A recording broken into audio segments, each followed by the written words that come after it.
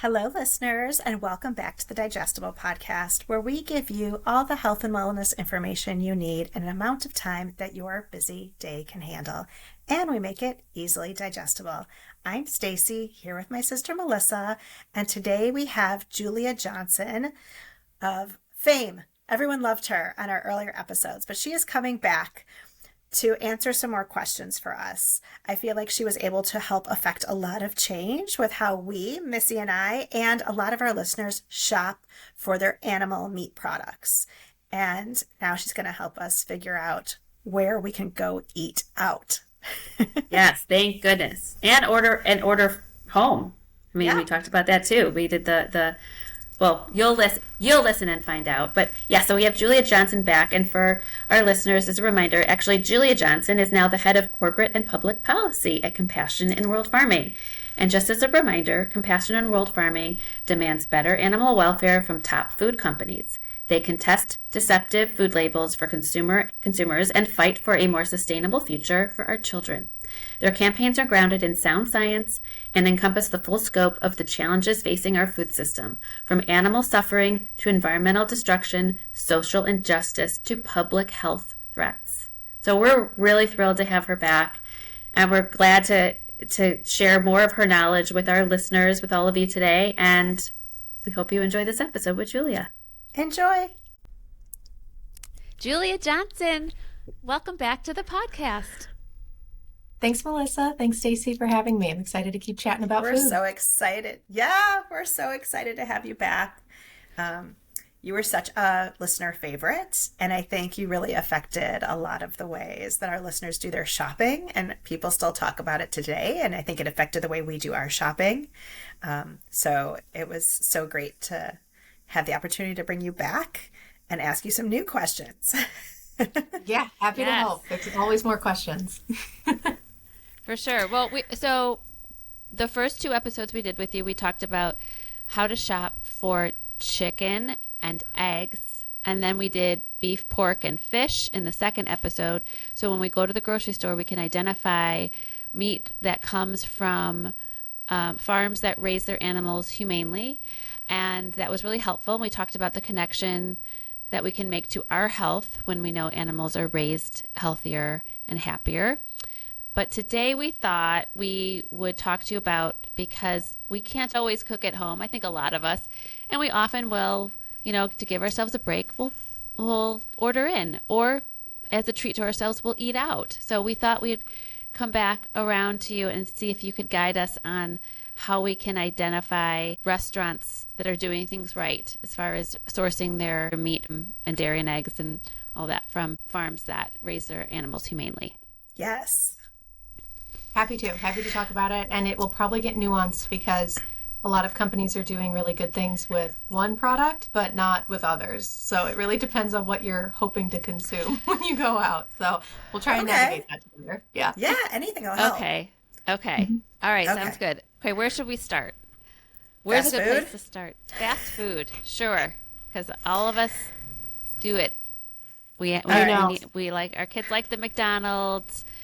Some of us really enjoy, what's that chicken place that everybody loves? Chick-fil-A? Chick-fil-A. My kids are obsessed with Chick-fil-A. Okay. Yeah, Steak and Shake. Okay, and you Burger worked King, at Wendy's. Right, and Julie, you specialize in food business for Compassion in World Farming. You're still there, you're in a different role, but you've had a lot of experience. So talk to us about who you've met with and what they've been doing well, and maybe where we should stay away from if this is a concern. Yeah, happy to walk through it. So I think taking a step back and thinking about where we are, really just with animal welfare, because there's a lot when it comes to food additives and sustainability and workers' rights, all of these different things. But if we look solely at animal welfare, what we have found is that the cage-free movement in the United States overall, it's 45% cage-free.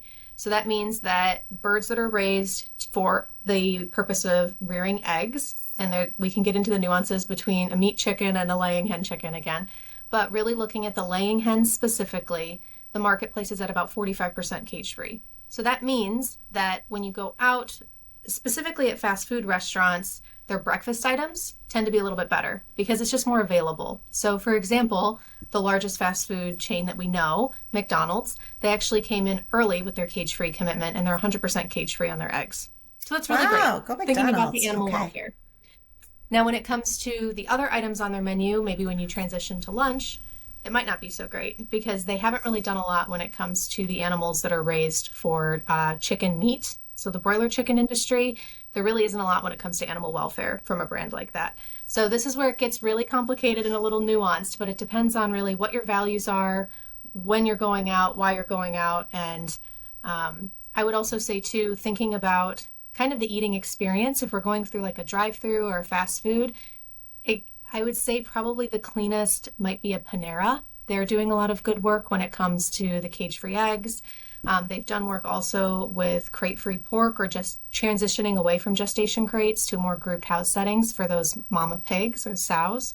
So they tend to be a little bit better, and they're doing good work on chicken welfare for their actual protein, but they're not 100% yet. So it really comes down to when you're looking for the certain items, whether it's breakfast, lunch, or dinner, you have to go to the company's website.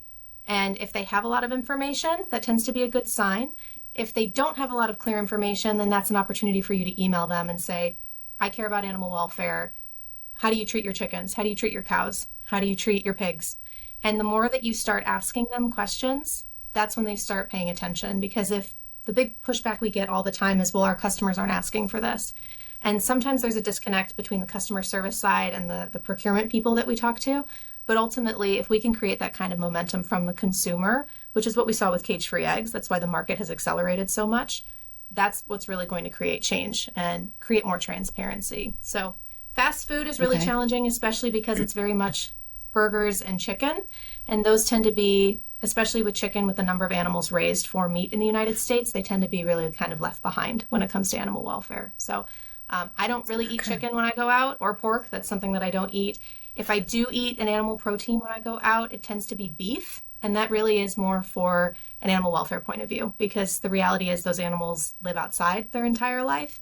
They're not really confined in as tight spaces compared to chickens or pigs.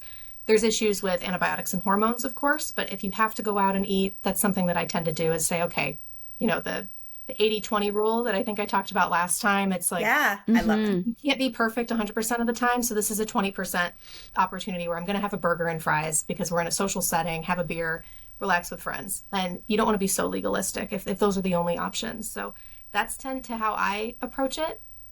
The issue, though, then comes into, well, what if you care about sustainability, or what if you care about other topics as well? So that tends to create kind of a ripple effect when it comes to what are your social values that you care about.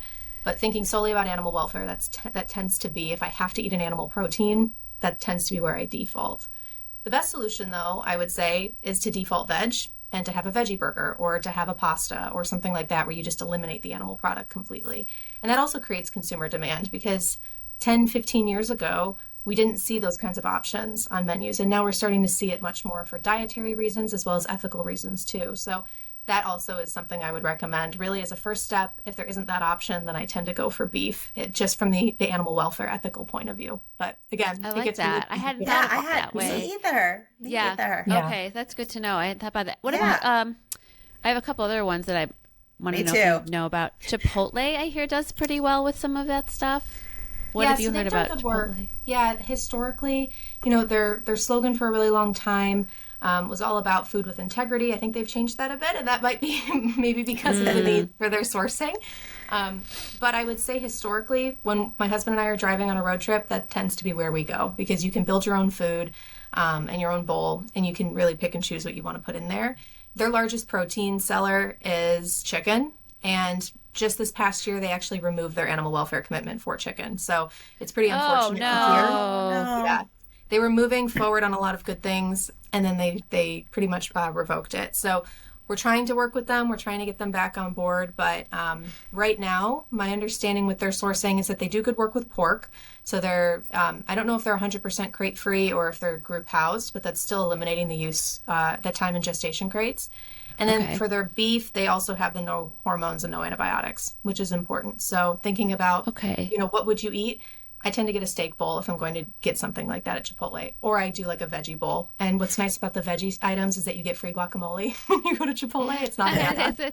Sometimes they like load that stuff on. I'm like, I don't eat that much guacamole.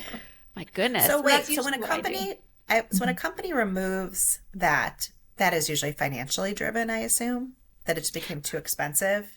Sometimes it also Okay. comes down to new leadership coming in and Okay. having different values. So a lot of these commitments Oh, that were made by okay. companies were maybe 10 years ago. And so there's, especially amidst the pandemic, there was a lot of turnover with these companies with ESG roles.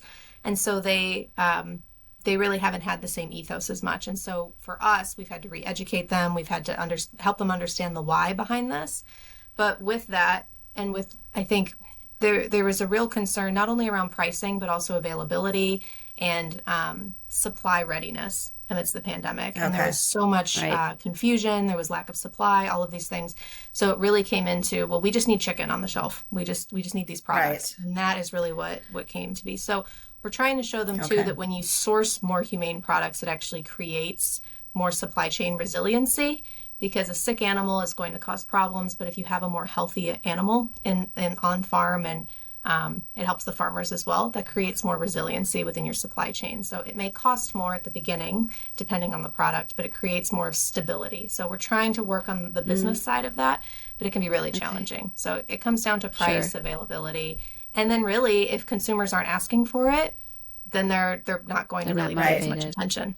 Right. Right. There's Okay. Oh, go wait, ahead. I'm not done. Oh, okay. I have a whole 'Cause list. Right. Yeah, I have a list. Is that funny? So I order from Sweet Green. I don't know Yes, how. I was going to ask. Yeah. Oh, okay. Because does So your they- Sweet Greens have it on the wall where their food comes from? Because some do and some Yes. don't. Yes, ours Yeah. do. Okay. Sweet Green's great. I was actually going to bring them up as a really great example of a restaurant because they do bowls, they have salads, and they actually do have pretty good animal welfare sourcing. So they've gone from cage-free, then even to free-range eggs. They're working on their chicken supply. They were pretty close to meeting their better chicken commitment. With their growth, they've had to adjust some of their supply chain just based on their public reporting, but they're still committed. They're still moving forward on it. We work with them, and they're a really great company. And I think the other one love that it. would want to mention is more on the East Coast, but Pret Manger. They're out of the UK. Yeah. They're a fast chain type grab and go restaurant. They're really great. So they source fully crate free pork. They have cage free, if not better, eggs. They do a lot with their chicken where it's no antibiotics. And then they're working also on the better chicken commitment. So we're working actively with them as well. So for East Coast listeners, I think they had a little bit in the West Coast and maybe in the Midwest a little bit, but really they're focused on the East Coast. Those are two really good companies that also, just for me as a consumer, they're cleaner. There's not a lot of additives in their products. So that's something that I always look forward to. Love Oh, that's it. nice. And for those of us who are like super American and don't speak a lot of foreign languages, it looks like Pret a Manger. It's pronounced Pret a Manger, I think, right? Yeah, Pret, yeah. Pret Manger. And it means ready to eat, I think, in I think so. French. Yeah, that's my American but there's a ignorance, lot. but yeah. I was in London, and they were everywhere. They were everywhere, like They are. Starbucks is everywhere, or like McDonald's. Which leads me to my big question. Okay. Talk to me about Starbucks, because Starbucks to me has become fast food.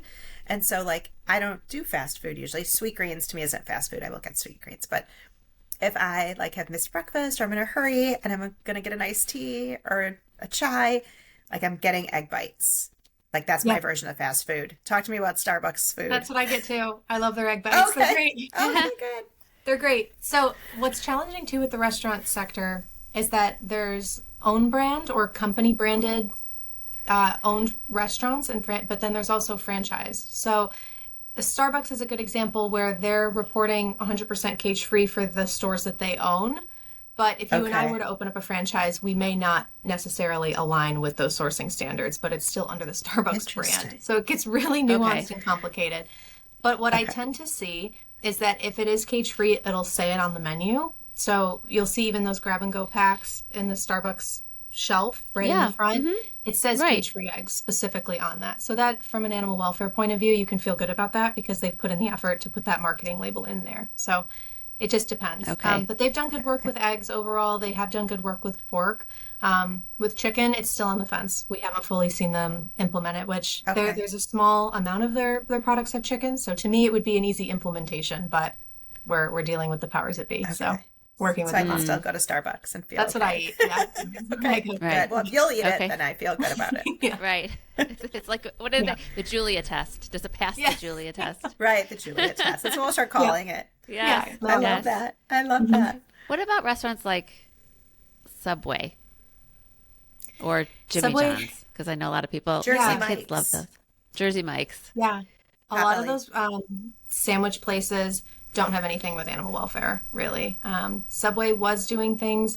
I think recently they just came out with a cage-free announcement that they're still on track to meet their cage-free eggs, but I haven't seen anything else across other proteins. So I tend to not eat at those places personally. And that also comes down to like the additives. Like you mentioned Chick-fil-A earlier and things like that. It comes down to what's really in the food. So Yes, is yes. the main ingredient really the main item on the menu? But that's just Okay. me personally too. All right. This is all really helpful to know. I mean, it's Yeah. It's also really good hard to know. though. Yeah, it's Yes, really hard. it And is. like it's something I didn't really grow up a lot on fast food, but it was always this treat of like going to Taco Bell or at 2 a.m. when you're a teenager and you have nothing else to do. You go and like go get a bean burrito or something. Right. But Right. it's really challenging, and my husband and I, unless we're on like a long road trip, we'll stop at like a Chipotle, a Starbucks, or a Sweet Green, and that's about it when it comes to the road. And if it's breakfast, maybe Panera too. But we really don't eat a lot of fast food because of the not only just animal welfare for me, but also the health components of like having antibiotics and hormones in all of our food, and then the additives Right. and preservatives and things like that. But it's really challenging, so we tend to have a cooler in our car and drive around. That's what we tend to do. Great. That's a smart way to That's do what it. you got to do. Yeah. So talk about like Chick-fil-A. How is Chick-fil-A? Are they anywhere on your radar? well, Vani Hari. She's the Yeah, food babe. Of course. Yeah. Yeah. One of her first like projects I think was with Chick-fil-A, and I they thought it was did Subway. Oh, it might have been Subway, but eventually she made it to Chick-fil-A. She did make some progress with them, but what's your impression? There has been some progress, yeah, and I love her work. I'm a big advocate and follower of what she's doing, and really because of her, I went beyond just like the care of the animal to what's in the bread and what's in the other ingredients. So for her, she's done a lot of really great work, and it's really important. For me, I don't know the nuances when it comes to Chick-fil-A for all of the other pieces. Okay. I've just seen some of the headlines and whatnot that she's highlighted and others have highlighted too. But my understanding is they don't have anything related to animal welfare. So the chickens are still raised in Okay. the conventional barns that are fast-growing genetics and very crowded. Tend to be dark barns. Unless they have something on their website beyond just the generic 5 freedoms, which doesn't really mean anything. There's no real accountability to that. I wouldn't really trust anything that you see on a website. That makes me so sad. 5 Okay. freedoms. I don't think I know that. So the 5 freedoms, you'll see this pretty much on every corporate website. It's the first 4 really are around freedom from something, and then there's a freedom to do something. So the freedom from hunger and thirst, the freedom from discomfort, freedom from pain, injury, or disease, the freedom from fear or distress, and then freedom to express normal behavior. So you'll see these 5 key tenets on company websites, but then they don't have a policy on gestation crates, for example. So how can an animal exhibit natural behaviors if they can't even turn around, let alone Right. walk? So Yeah, this so that is doesn't a real, make much sense. yeah. So This it sounds tends like to a be- like a greenwashing kind of It is. situation. Yeah, it Okay. really is. So that's why these animal welfare commitments that go beyond the 5 freedoms, which they're good. It's a good framework. It's a good baseline. I mean, I would want all of those things, but how does it actually look, and how are these animals treated on farm when these are practiced? And if they're actually getting chickens that are mass produced, those freedoms don't really hold true. Right. Right. Yeah. Right. And so as a reminder to our listeners, if you go to the website for Compassion in World Farming, CIWF.com, there is a page that will show you all the different labels to look for, certifications to ask about for the different types of animal products so that you know what's legit. Because obviously the 5 freedoms doesn't seem to cut it. And it's not No, it Julia doesn't. approved. It doesn't. And yeah, the Learn the Labels guide is a great tool. But we've had people call our generic line or even email us, and we'll get back to you. I mean, really, that's something that's important. But looking for those certifications is great. When you're in the grocery store, it gets harder when you go out because you're not getting a package, you're getting an item, right? So you can still ask Right. those questions and talk to the store manager. The more questions that they get, they'll start paying attention. And they have meetings with corporate occasionally and things like that too. So it does make a difference. So definitely the manager, not like the, I mean, not necessarily the day-to-day employees who might not have information on the supply, Right. where I would the go to food the comes manager. from. Yep. right? Okay. Yeah. Speaking of going to the manager, I have a fun success story to share. And I've decided, I told Stacey and Julia already, I'm taking credit for this. So the last time we were on, we talked about La Belle Patrimone, which is a company that provides chicken products, chicken meat, right? And you said that you really love how they raise their chickens. They're animal welfare certified. They're better. They have the Better Chicken Project label. And so when I went to where I grocery shop for meat, typically at Whole Foods, the only product from La Belle Patrimone that I saw was chicken feet, which, isn't your typical chicken purchase. And so I went to the front desk and I said, I'd love to see more La Belle Patrimone. And it's been a couple months, and it's like both of the Whole Foods now in my area they sell La Belle Patrimone chicken thighs and chicken breasts, which is what we get now. And I'm super excited, but I was like, that's because I went to the front desk. It makes a but difference. maybe I wasn't the only one. Maybe other listeners did the same thing. So it makes a big difference. It really does. And Yeah. again, it comes back to consumer demand. A lot of this is not going to happen if all of us, you vote with your dollar every time you go to the store, to the restaurant, whatever it is. It really is a way of activism that they're going to listen to. At the end of the day, it's a business decision. Right. Yeah. Absolutely. So thank you for that, But yes. for that inspiration. And it was very exciting to see that. And I love felt it. very proud to make that Yeah. change. So thank you. Yeah, I talk to the grocers all the time now. So that's thanks to you, because I don't think I would have thought to do that before. Yeah. Okay, sorry so about let's go back to the restaurants. Okay, you mentioned Taco Bell. Taco Bell actually has received, I think it was actually from PETA, so I'm not involved with this, but they actually did get recognized for one of the most vegetarian and vegan-friendly chains.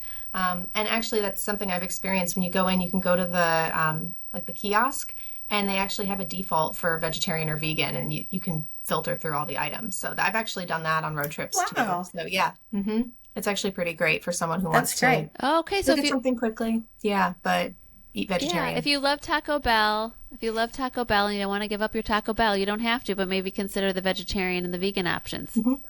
Yep, absolutely. Okay. And that Yeah, came that's from great. Okay. Mexican's really easy to do that too. It's not necessarily like a sandwich and fries, right? There's beans and rice and all these other things too that are a good option. So Taco Bell's always really nice too for that. Great. Are there yeah. any other restaurant chains or groups or anything that are superstars that we should be aware of and go spend our money there? I don't know about superstars, but I think probably the ones that we mentioned are the best. I do know that there's Culver's that have like a veggie burger. It's not vegan, but it has, because it has cheese in the patty, but they have one. There's a few. It's starting to slowly come out, but we haven't really seen anything. There is momentum too with Burger King. They had the Impossible Whopper for a long time. I think they still have it at select locations right. too. So we're seeing things like that. But again, it just comes down to your values with it, if it's health or if it's ethics, all of those things involved. Yeah. Okay. That's good. That's what we needed to know. Where we can go, where it's safe to eat. I know. And still feel like we're doing the right thing. Yes. Something like 80% of Americans live in an urban center. So most people live where they have access to not only fast food restaurants, but also locally owned restaurants. What are some good rules of thumb or questions you can ask if you go into like a local diner owned by like a family, Okay. I would say it tends to be my rule. If you don't see something on the menu, it's probably just a conventional product, because someone that really understands these nuances, they're going to want to tell that story on their website or on the menu. So that tends to be something that I see as well, that if they're not talking about the farm's names or what they're doing, it tends to just be a conventional product. Okay. All right. Good. I rule will of thumb. say, after your first episode, I did go to the grocery store with my husband, and we looked at the chicken, and we looked for the lines in the chicken, and you're like, oh. And it's like, once you become aware, it's like you just don't want. Yes. You want the What are butter. those lines called again? What? So it's called woody breast or white striping, and it's when the muscles, because the birds grow so fast, so quickly, their muscles aren't able to really form and develop properly. So it tends to be kind of like a wasted product, really, to us, because we see that you're not able to cook it fully, and it just doesn't have the same kind of texture or consistency that a healthier bird would have. But really, it comes down to that like muscle myopathy. Yeah. Okay. So if you see the woody breast, the white lines, pass it up. We've even heard the phrase spaghetti meat. That's something too, because like you can, sometimes when it's really bad, you can like pull it apart with your hands. It kind of falls apart. Yeah. Ooh, Yeah. Yeah. okay. So No, it's not the most fun topic, but No. it's the reality of like the poor quality on farm and how it impacts the meat quality when you get it in your Sure. stores. It's a good yeah, thing to look what's for. interesting Okay. is that so we did our episode with you, and then I changed the way I did all my shopping. And unbeknownst to me, at the same time, my neighbor was actually starting like a local delivery service. He was going to all like the local farms that were raising everything humanely and regeneratively farming and all these things. And so now he just brings us our meat every other week. And That's it's all great. like delicious and from the local farms that are raising the animals right. I love that. That's great. Yeah. I mean, that's what our How food it should system be. should be. Yeah, Yeah. as localized as we can, so you can talk to farmers and feel good about where your food is Right. coming from. Yeah. Yeah. Oh, so I've noticed on like Facebook, and it goes into my feed, Facebook and Instagram, there's all of these like meat providers, like, family farms that sell online. They show me who the farmers are and where the food's coming from and how they're raised. Do you think that's like a viable market, or do you think I just feel like eventually these people are going to end up selling in local grocery stores. Do you think that the market's going to shift on where people get their meat? People are going to start ordering like frozen shipped meat? The pandemic really opened up a big opportunity for farmers directly, as well as meat box and meal kit delivery companies. And we really view them as like the next retailer frontier. We work with a lot of companies like ButcherBox and HelloFresh. Yeah, tell us about all those. Yeah, ButcherBox please. is great. ButcherBox is a really good company. When it comes to animal welfare, they have really great standards. They have a lot of certifications. Because their business is so big, they do import their beef, especially their grass-fed, grass-finished beef from Australia and New Zealand. But that's still great, and they do a lot with wild-caught salmon, crate-free pork. They do offer, the last I checked, they offered a Better Chicken slow growth product. It's not all of their chicken, but all of their chicken at least has a certification at a minimum for animal welfare. So they're a really That's great company. great. ButcherBox, good. Okay, HelloFresh HelloFresh. is really good. HelloFresh we're working with, so they're, instead of like the frozen meat, they do meals. So it's prepared meals.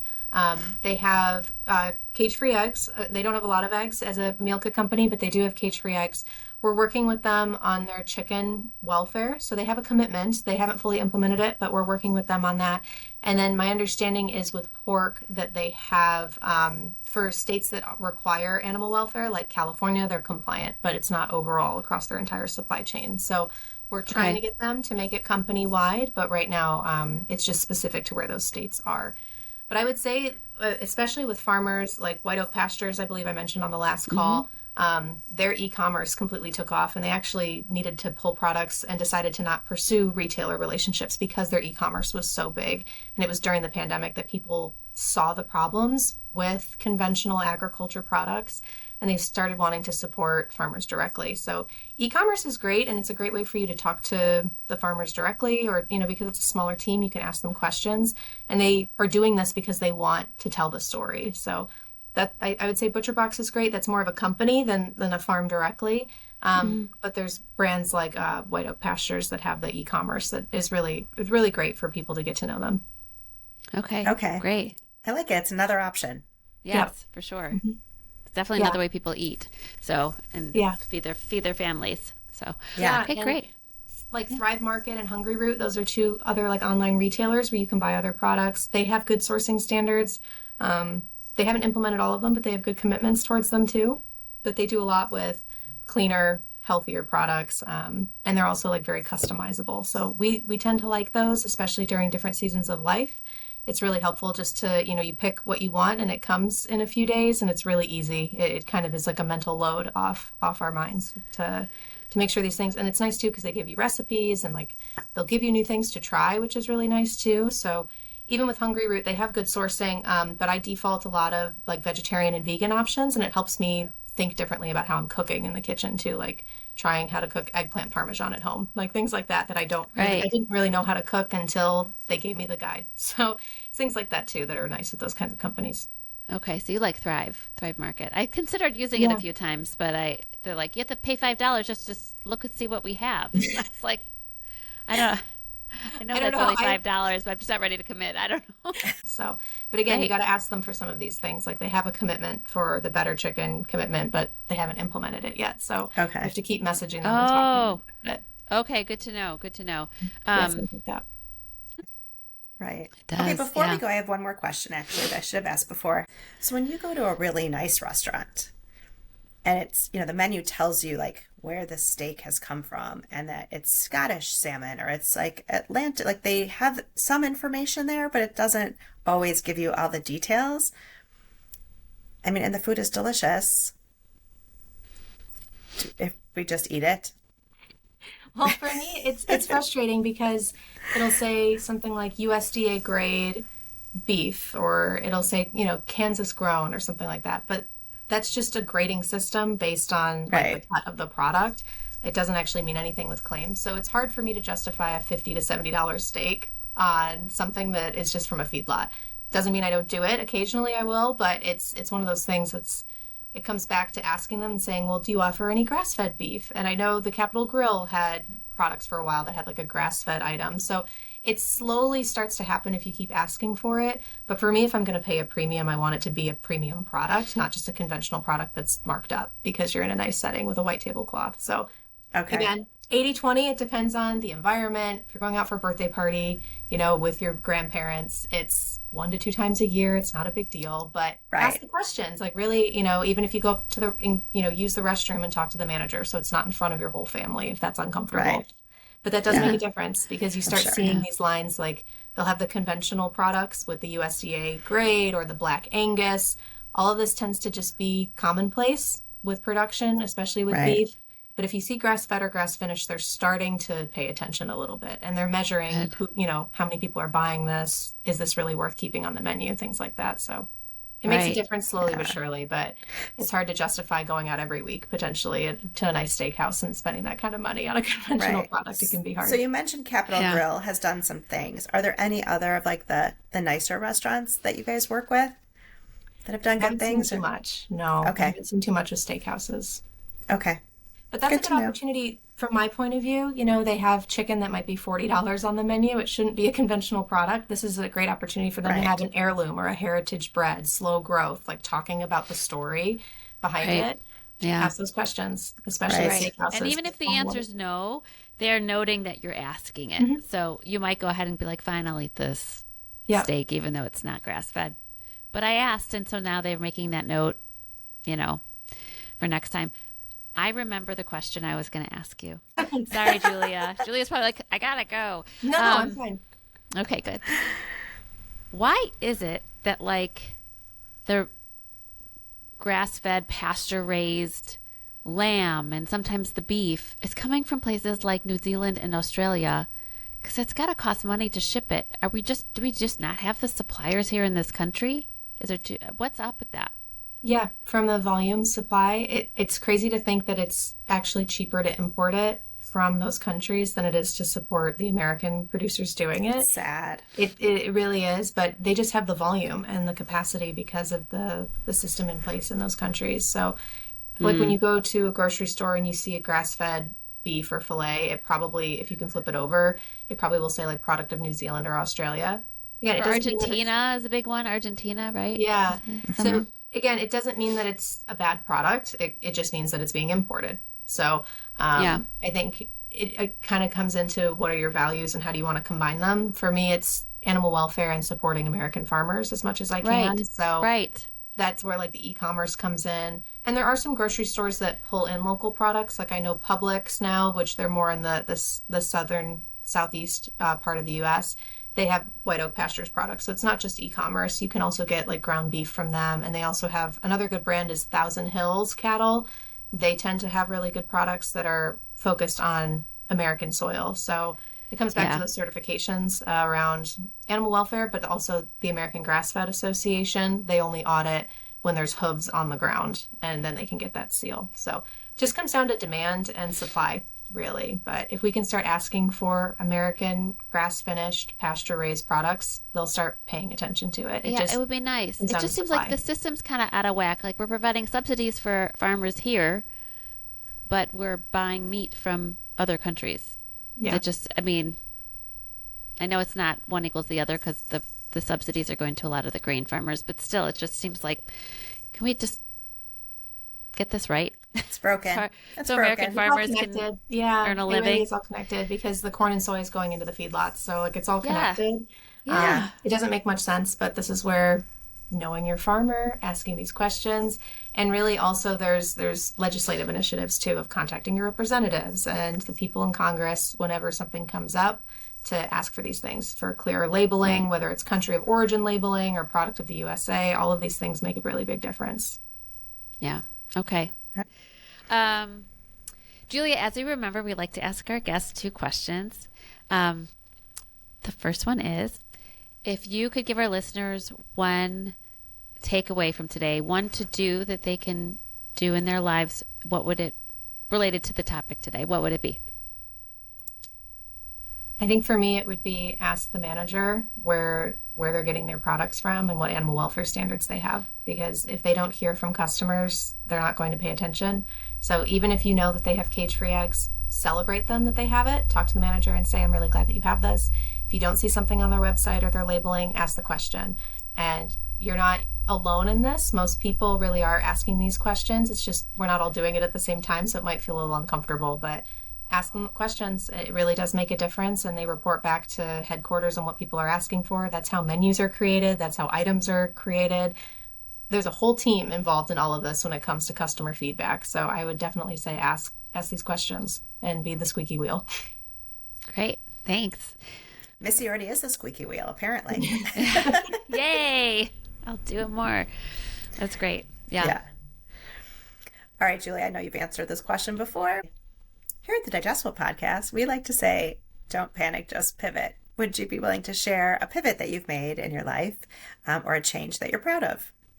Yeah. Related to restaurants specifically, we tend to default veg when we go out. It's something that has been a long journey for us and figuring out where does our products come from. And truthfully, we think our food tastes better at home when it comes to the better quality of ingredients. So when we go out, it's a treat and we want to usually default veg. That's what we do. So we'll have a vegetarian or a vegan option, and really trying to find some of these brands that you can trust and feel good about, like a Sweet Green or a Panera, Chipotle even. It just depends on the items that you're purchasing at those stores, but that really helps too. So it's a lot of work beforehand, but it does become more of an easy practice. It becomes kind of a habit once you start going out. Like, we don't go to Arby's, we will go to a Sweet Green. Like, it's making those little pivots that when you find the companies that align with your brands and your values, that will really help. So I would say to just take it one step at a time and maybe look at